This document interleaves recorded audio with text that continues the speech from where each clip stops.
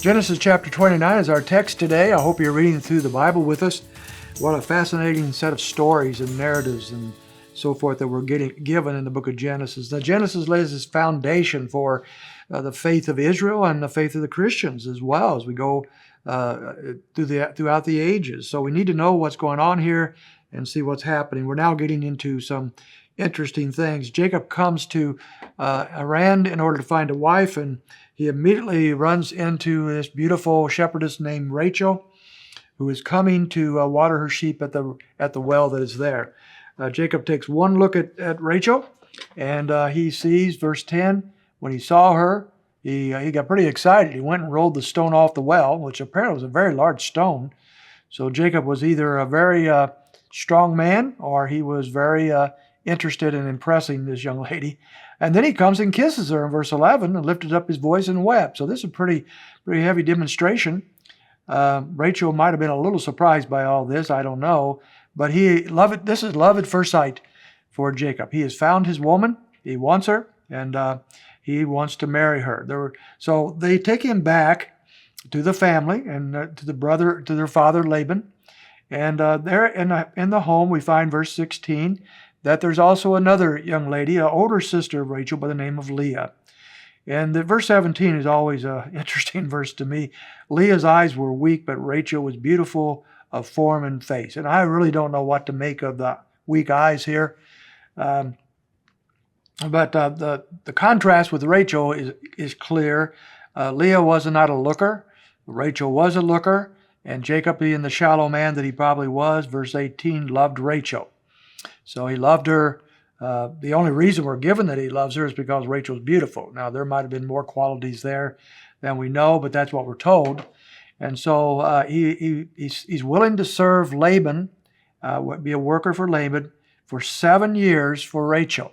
That's his bargain he makes with the father, and the father likes that. And in verse 20 says that these 7 years seemed to him but a few days because of his love for her. So that's a sweet story. He wasn't married yet, but it just was a beautiful romantic time, I guess, for Jacob and Rachel, and they were in love. But on the wedding night, all that changes, and we have another story of deception. It seems like deception's everywhere in Jacob's life. Laban takes his older daughter, verse 23, Leah, and on the wedding night, he gives Jacob Leah instead of Rachel. Obviously it's dark and he can't see, and so in the morning he finds out that he has in essence married the wrong woman, and he says in verse 24, "What have you done to me? Was it not for Rachel that I served you? Why then have you deceived me?" Now Laban had a story here. Our older women the older girls usually have to marry before the younger, and blah blah blah. But why didn't he bother to tell Jacob that earlier? Because he knew Jacob wouldn't buy that. He wouldn't go for that.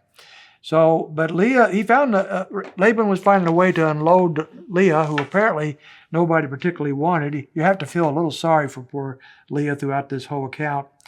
But now he is given Rachel as well.